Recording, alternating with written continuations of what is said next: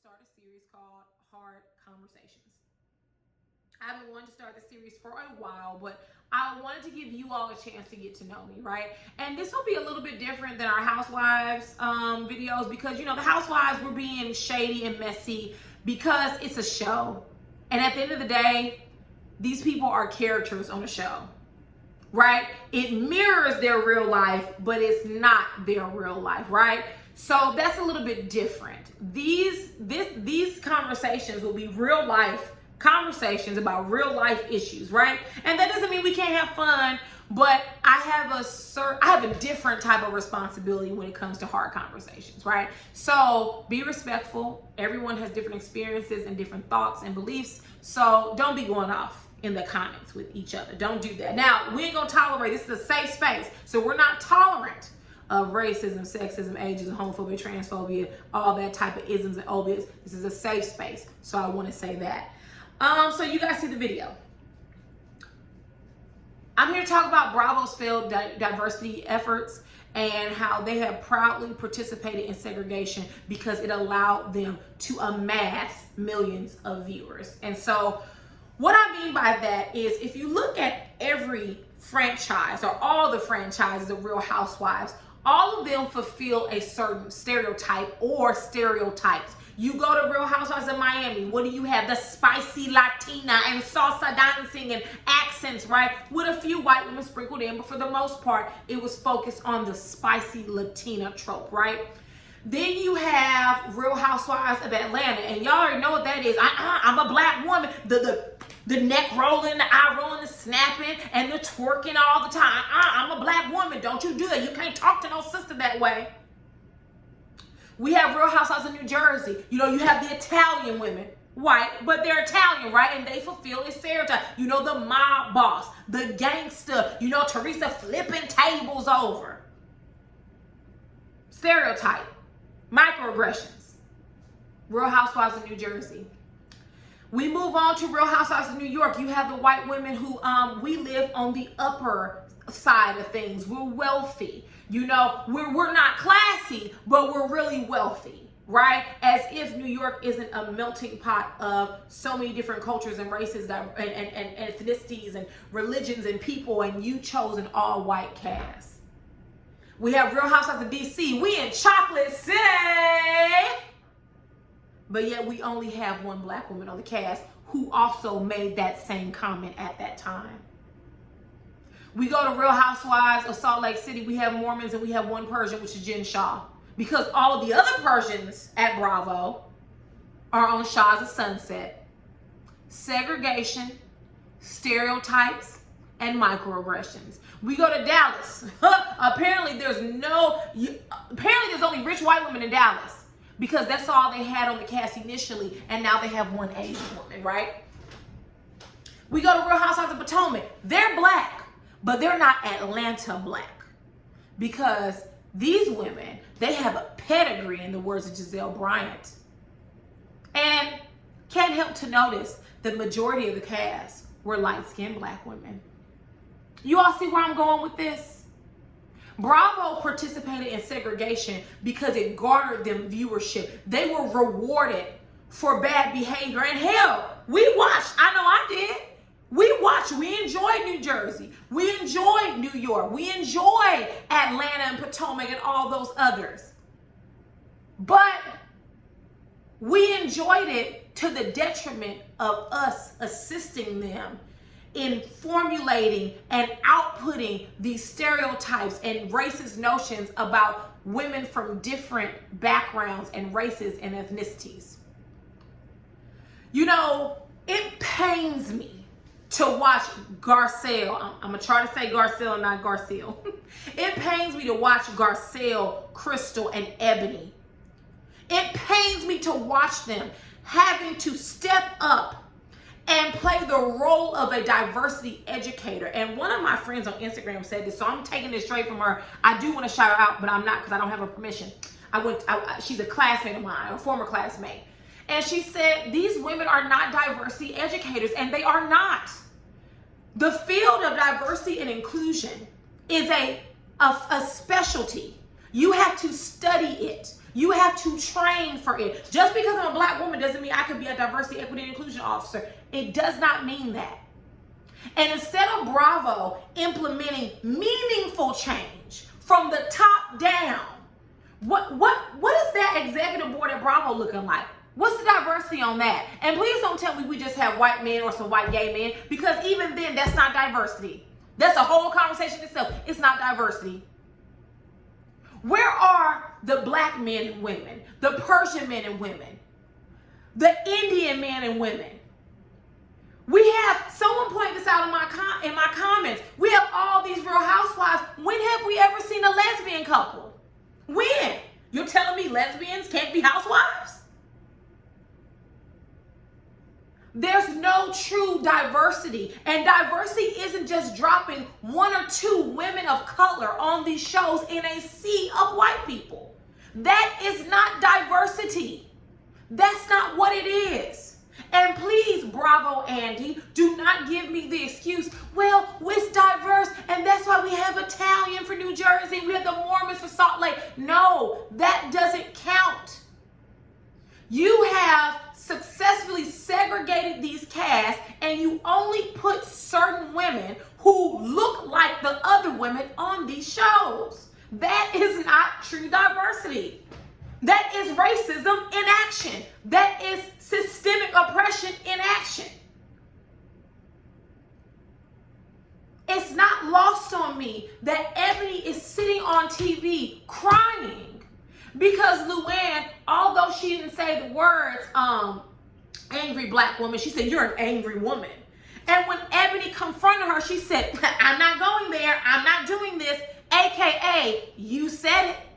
You said it. You said you were the angry black woman. You said it. And you all know what that phrase means. It means that, yeah, I agree with what you're saying, right? It pains me to see this black woman who is super educated, who graduated college early. She's a very intelligent woman. Because she said, well, you know, I use certain vulgarities and I'm more educated than everyone at this table.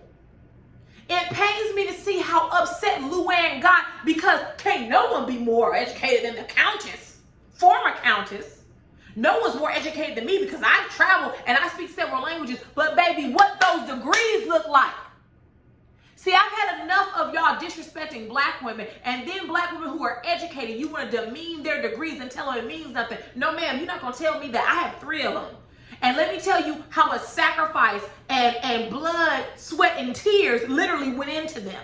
Let me tell you about how many sleepless nights. Let me tell you about how many early mornings, late nights. And that's not to say that no one else has that in their life. But this degradation of black women who are educated and making it seem like their degrees aren't worth a damn, you know what I mean? We're not going to do that. And that's what Luann did. How dare this black woman who is educated say that she's more educated than me and I speak 3 languages? Countess, don't nobody give a damn. There are children that speak that many languages. Shout out to them. But you're not going to, you purposely moved the goalposts around, right? You started and said, well, me and Ramona, we're conservative because, you know, we're Catholic. Then you said it has to do with education. Which one is it? And to be honest, y'all are not classy. If we're using these terms, you're not classy. Real Housewives of New York, nothing about classy pops up. Y'all the most ratchet, nasty bunch of women I've ever seen in my lives. Especially you, Luann, the person who gets drunk and attempts to fight an officer. Hell, that would have been Ebony. She wouldn't have lived to tell the story. We see Garcelle confronting Kyle. Listen, I have a question. Actually, I'm going to save Garcelle for last. I'm going to segue into that race car comment.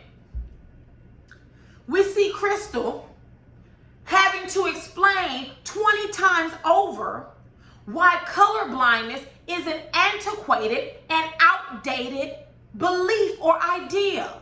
We see her explaining to Sutton in detail why if someone's saying, I don't see color is offensive, and here's Sutton having a full-out meltdown and tantrum on TV because she doesn't want to hear it because it offends her white fragility. And we have Garcelle, who merely asked Kyle, who's a white woman, of course, would you have fronted me out like that if I were white? Would you have done it to a woman who was white? And you have Kenya, a black woman, going on Twitter saying that another black woman is pulling the race card. I was so disgusted and shocked by that. You all do know that the phrase race card is racist because it attempts to undermine and diminish the experiences that people of color have had with racism and oppression. Well, there's no such thing as a race card. That is the stupidest thing I've ever heard. And for a black person to use it is even worse. Where do we get this said race card? Enlighten me. Where does this race card come from? Like, do we get it while we're playing spades? Do we get it when we play Midwest? Like, what's on the card? Is there money or the reparation? Like, y'all see how stupid as hell that sounds? To imply that we use a race card is also to imply that there is a benefit from using it. And there's no benefit. They don't stop murdering us. That doesn't stop the school to prison pipeline. It doesn't stop the public schools in our area being complete trash. It doesn't stop these tests that they have for our children constantly. It doesn't stop racism. It doesn't stop anything. So would you please stop utilizing that term? And see, I have a question for you all because I want you all to tell me. When did Kyle and Kenya become good friends? Second question, has Kyle ever put on her big red cape like Kenya did for her and defend Kenya? If the answer to that second question is no, then Kenya, you should have sat that one out. As a black woman, you should have just, even if you felt that, that's not something you say in front of mixed company. It is some, yes, there are some things I would not say in front of white people to a black person. There are things I will pull a black person to the side and say, just like when you're in a relationship, there are certain things I'm not going to discuss with my husband out in public, right? But oh, baby, when we get in that car on the ride home, oh, right? When we get home, we'll talk about it. For you to put that on Twitter and say it, and then I got the feeling that you like Garcelle, but if you liked her, why would you say that? And before y'all come up in my comments that Kenya has every right to comment, she 100% does. But she could have left that race card part out, because when did we start utilizing words and terminologies and phrases from the oppressor? When did that become a cool thing to do? And Kenya, like I said, I don't know if she'll ever watch this, but I would implore you to rethink, and anyone who uses that term, to rethink about using that type of language. Because what you do is you are further supporting racism by saying that people of color, and in this instance, a black woman, was using the race card. There's literally no such thing. There's no benefit from using the race card. What do we get from it? It certainly is injustice. So please stop with that ignorance. I think that Bravo, using them, and them I mean Ebony, Crystal, and Garcelle. And I'm aware of Jen Shaw, but I didn't watch that franchise, so I can't say how vocal she was about racism. I remember she made a comment about people think she's a black woman, and she kind of seemed disgusted, and so that turned me off. And then Real Housewives of Dallas, I don't watch it, so I can't comment. I don't even know the lady who's Asian on that franchise. I don't even know her name, so forgive me. But it's rather lazy and fake of Bravo to come through and now care about diversity. Diversity and Black Lives Matter is not a new thing. Black lives have always mattered. However, we've always been treated as if we don't matter. There were several opportunities that Bravo had a chance to address their lack of diversity on these shows, and they felt the need not to do it because the viewership was still there. They were rewarded for poor behavior. Sound familiar? And so now, what I want to know is, in order for these franchises to be truly diverse, It has to start from the top down. So Bravo, what does your boardroom look like?